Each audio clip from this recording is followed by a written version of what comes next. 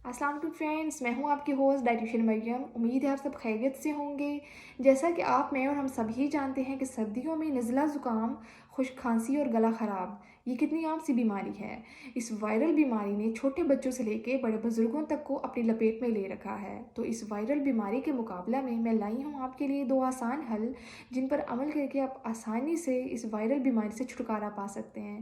मैं आपको बताने जा रही हूँ 2 ऐसे कहवे जिनको आप आसानी से घर में मौजूद अशिया से बना सकते हैं और जल्द अज जल्द इस वायरल बीमारी से छुटकारा पा सकते हैं। चलिए आइए देखें पूरी वीडियो फुल रेसिपी के साथ।